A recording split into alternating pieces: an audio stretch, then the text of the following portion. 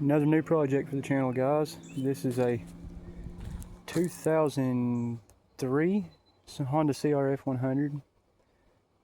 It's total rebuild. I got it as a bare frame with 3 other frames and a bunch of engine parts in like three or four boxes, and it's rough. It's got XR80 plastics, well, the tank plastics in the tank and the seat, but the plastics for the CRF 100 was ruined, so I'm gonna use them to get me some 100 stickers and put on it.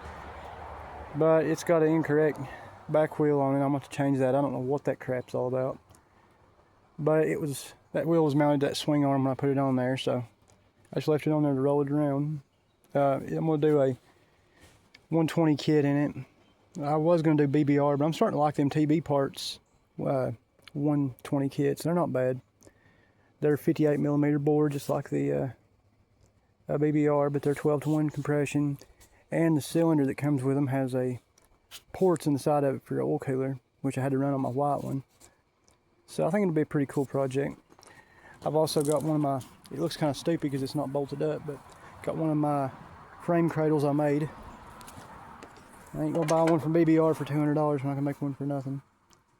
But that way when you jump it don't break the frame, because your engine completes the frame loop, and if you're hard on them, you'll break the engine mounts off the engine and bust the engine case.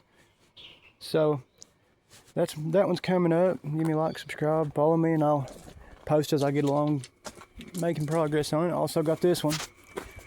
This is a gem right here. It's a KX80. It's 2005. It's rough, very rough. I've got to get a radiator for it, and I'm going to get a new top end and pull the cases apart, check all the trans gears and all, just check the whole thing out, make sure everything's good. I'll start putting it back together. But I'm hoping to build that. Oh yeah, I've also got this one too. This is an 87 XR200R. It's the 2-valve. Last year the long travel suspension. And I'm not saying 2-valve because I hate on the 4-valve, because I have one of those too. This one's an 85 XR200R RFVC 4-valve. They got substantially more power than the 2-valves, and they're a good box. They overheat a little bit if you run the crap out of them, but I'm building the oil cooler for that one. I just put a top end on it, so it ought to be pretty interesting. I love that box. I rode it for a long time. And then this one over here is my, I call it XT, not an XT, XJ 750 Yamaha bobber. They ought to be pretty cool. They're good box. They're drive shaft driven, and I'm not crazy about drive shaft box. But that being said, they go about 130 mile an hour. That's plenty fast enough for me. But my CRF 100 out there I'm building, I'm hoping to build it like the little white one I built. It was one of the first ones I built when I started getting back into this, and I ended up giving it to my son. You see, it's got that TB parts cylinder on it, and it's a stroker crank, 145 cc, I think, maybe 143. I made my own cam bearings for it because these engines don't have cam bearings. It's got a lot of potential, but this one right here, it's been great. I mean, I'm 6'2", 200 pounds, and I ride it all the time, and it handles me great. There's one of my frame cradles.